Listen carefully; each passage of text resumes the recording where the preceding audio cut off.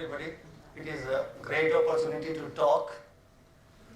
I am basically a teacher, and whatever I will going to talk today is the things that I have done in the past 6 or 7 years with my students, and this is the distillation of the ideas that I would like to present before you. As a teacher, perhaps in one sentence, if I want to tell you what I do as a teacher is, I make life of my students difficult. But that's what I will not do with you guys.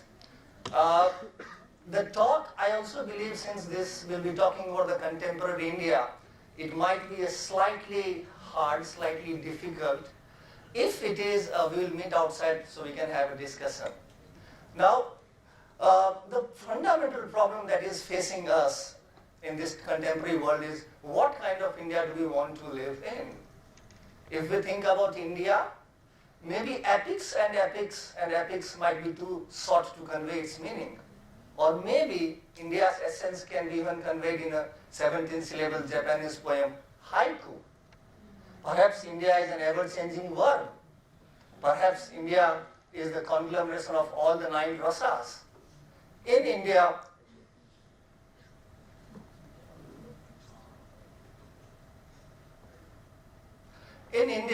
what we see is hybridity of cultures and traditions and the incommensurable knowledge systems mixing all together. In India, we find all the 9 rasas in all its permutation and combinations. India is an idea. India is imagination. If we want to understand India, perhaps there is no other word than pluralism. India is pluralism. Pluralism is India incarnate. In our contemporary troubled times, we have seen that ideologically divisive lens and frameworks are used to explain India. And one of the most troubling things that has happened or is happening is this, that we see that India is being presented through the lens of just one religion or perhaps the lens of single culture. The question that I have to ask is, and perhaps the question that we all have to think is India a settled idea? Is India something pre-given? Are all the identities in India already there? Or is India, as the poet somebody said, that is like a karma which has been forming on for many, many centuries? Perhaps for me, no other icon represents India better than this icon of Ardhanareshwar. What is this Ardhanareshwar? Ardhanareshwar is a critique of all the boundaries. The boundary between normal and abnormal, the boundary between man and women, the boundary between self and other, the boundary between aesthetically beautiful and the grotesque. Perhaps India is this. India is Ardhanareshwar. India is a conglomerate of all the diverse ideas at one place. If you think in the Western binary tradition where there is good and there is evil, you will never understand India. You will misread India. Now, in order to understand India, perhaps no one is better than to go to Gandhi and Ambedkar. You know, both Gandhi and Ambedkar had Gujarat connection. Gandhi, the son of soil, author of many great books, and Ambedkar, just 100 kilometers from here, Ahmedabad, to a place called Baroda, when he was employed by Maharja Gaikwad, could not find a place to live. Very bitter, very dejected, Ambedkar left Baroda. Gandhi, the Krishna of Indian politics. Ambedkar, the Karna of Indian politics. Both of them represent a very interesting idea of India. Both of them represent what we call the idea of equality. But for Gandhi, the idea of equality, that is the abolition of untouchability, comes through the self-purification of the upper caste people. For Gandhi, you cannot solve the problem of untouchability merely by legal provisions. You know, in India, not only individuals, but even institutions have their caste, if you know what I'm saying. Ambedkar, on the other hand, started with what we call a materialist domain. Ambedkar asked the question that is it possible to have a free and just society when we do not have equality of opportunity and job and self-basis for dignity and respect? For Gandhi, the question of untouchability was transcending oneself and self-purifying. For Ambedkar, the question was of complete rejection of what the Hindu society gave. Let us also look very closely about what Gandhi and Ambedkar thought about modernity. For Gandhi, the eternal romantic that he was, he simply rejects modernity. When someone asked Gandhi, Mr. Gandhi, what do you think about Western civilization? There came a very pithy, quick reply. It would have been a good idea. He did not even accept that there was something called Western civilization. He completely rejects that. He completely says that this is satanic. What does Ambedkar say? Ambedkar only experiences freedom and dignity during his student years in the West. Ambedkar sees modernity as a very important tool for liberation. Let me add very quickly that in India, we are very quick to accept what we call the technological modernity. We are averse with that, but not that quick about cultural modernity, which values equality, freedom, and dignity for all. That is the problem in India, In India, perhaps nothing is pure. India walks on a tightrope between modernity and tradition on the one hand, and what we have is a double teleology, a double foundation of inequality. We have not only inherited inequalities from the past, but we have also inherited equalities by the homogenization process of modern nation state, through development, through the progress of industrialization. Now, what does the debate that happened between Gandhi and Ambedkar tell us? What does it have to teach for our contemporary times? If you look at Gandhi and Ambedkar, they almost disagreed on everything. They could not agree on a single thing. But if you look at both Gandhi and Ambedkar were in constant debate with each other. You know how debate is? Debate means that the two parties who are having a dialogue do not claim that they are the sole repository of the truth. In debate, truth is outside. And by listening to the other, by convincing other, by cajoling other, by coaxing other, by converting other, you want to have a new understanding of reality. In debate, you see the other as an adversary which has to be banned, not as an enemy who has to be broken down. So, in our today's sterile atmosphere of instant TV debates and perhaps very quick judgments, it will be very important to think that what kind of India do we want to build?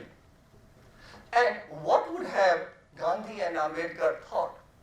Somebody asked Gandhi, what do you understand by Swaraj? Gandhi said, Swaraj for him would mean very simple. Truthful relation between Hindus and Muslims, abolition of untouchability, and bread for the masses. I think all our political parties are hell-bent on destroying Gandhi and Gandhi's legacy. Right? What was Ambedkar's understanding of Swaraj? Ambedkar understood Swaraj as a radical equality. In 1949, Ambedkar said in a very prophetic tone that on 26 January 1950, we are going to enter into a reality which is full of deep contradiction. He said, you will have political equality but not social and economic equality. And he further added that political democracy cannot survive unless and until it is backed up by social democracy. How prophetic, how true they were, and how important those ideas are even today. That is a time to think. Now, let me come to what is happening in the contemporary India and the problems of the contemporary India, and invite you to, and I'm just sharing my anxiety. In contemporary India, under the guise of a very fantastic and very selected reading of the history, a very political memorialization of the past, what we see is that any and every kind of difference that does not suit the official political line is simply regarded as the absolute other, the demonic other. There is not only denial of difference, but there is indifference towards the body in pain, towards the body in suffering.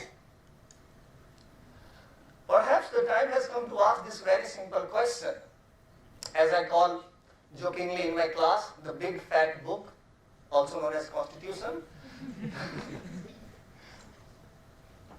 The Constitution of India, the preamble starts with this word, we the people of India. Perhaps the time has come to ask, who is this we? Is this we tribals, Dalits, women, people of Northeast, differently abled, LGBTs, sexual minorities, people suffering from AIDS? People who are victim of displacement, who are these people? Perhaps the time has come to ask that in our democracy, do we really have the demos? Demos means people. Or in our democracy, do we really have, as Gandhi I think Gandhi is the one person who could foresee the future. He said that we should not go for an India in which brown sahibs will replace the white sahib. Have we just done that? Where is the people, where is the demos in the democracy? If we think that we owe something to both Gandhi and Ambedkar, perhaps the most important non-Western thinker produced in the last 100 years, then perhaps I think we'll have to rethink and we have to revisit what do we want to do with this India, this idea of India. Now, in our contemporary times, we find ourselves locked in the twin labyrinth of nationalism and development.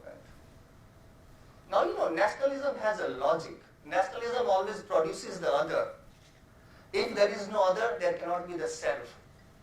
So nationalism will necessarily produce the other, and it will say that I am always in danger because there is the other. It is a catch-22 situation, right? Now, if we go to Tagore is well known for Gitanjali, but let me tell you this, Tagore has written some of the most penetrating essay on nationalism almost 110 years ago while he was visiting Japan. Tagore in his essays on nationalism says that if you bring the idea of nation and nationalism to solve your problems, he said it will be like inviting ghosts as an exorcist.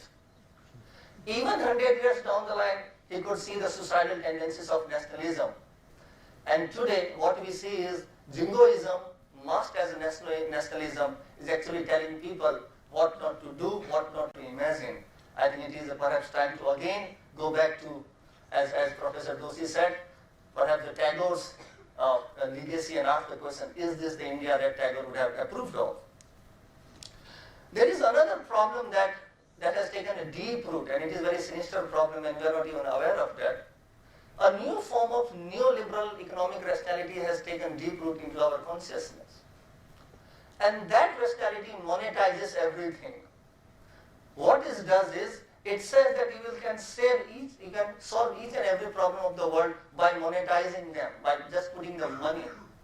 I think one of the worst way in which this works in is that you can destroy the planet, you can destroy the earth, you can destroy the forest for the mindless development, and then you say we'll pay some $1 billion to the other. Is it possible to pay for the forest? Can we pay for the pure water? This is the neoliberal economic development and rationality that you want. Now, if you are all adults in this class, in this room, and we are listening, the question that we can ask is that what kind of India do we really want to live in? An India in which the TV channel anchors will tell us what is right or wrong, or an India which there is a real self-rule. Swaraj would mean Swa is self and Raj is rule by the self. But the question is, who constitutes this self? Is this self pluralistic? Is this self unitary? Is this self Hindu? Is this self Muslim? Or is this self a conglomeration of everything and nothing? Is this self a very clearly demarcated I and you? Or is this self like Ardhanareshwar, where I and you are fused, where the self and other are together? P.V. Ramaswamy, the 20th century Tamil intellectual, questioning the power-driven conception of politics, tells us that if you really want to think about Swaraj, this is what you should be thinking about. Is the Brahmins rule Swaraj for the untouchables? Is the cats rule Swaraj for the rat? And there are many cats roaming around. Is the landlord's rule Swaraj for the peasants? Is the rule of the property Swaraj for the laborers? Perhaps we have to ask ourselves that in the contemporary India, where is the ideal which will tell us that we are moving towards social justice and social progress? What are we doing instead? That in the name of development, 50 to 60 million of people have been displaced. According to Government of India estimates, in the last 20 years, around 40 million people have been displaced due to urbanization process and due to big dams. And out of them, 40% of them are tribals. Do these people again come into the category of we the people, or are these the outcast of the India? That is one thing.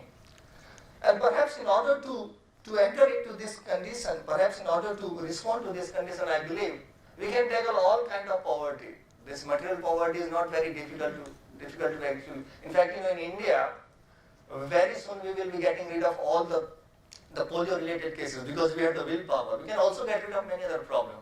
One problem that we cannot afford to have is the poverty of imagination. Is it time to rethink a new way of India? Is it time to enter into a new social contract? Is it possible to again reimagine and again say, ki, since this India is not working, let us again come together and form a new vision? Perhaps I think a time for new social contract, a new preamble has come. So I present before you a very interesting quote by Professor Gyanendra Pandey. Gyanendra Pandey is a very noted subaltern thinker, historian. And he says, we the peoples of India, just listen at the plurality. We the peoples of India with all our diverse languages, cultures, religions, hierarchies and practices, social, economic, political and intellectual, and all the crisscrossing and fluidity and provisionality of our shared homeland and polity, have been struggled in our various ways to end the colonial rule of a European power and to gain greater control of our own destinies, plural.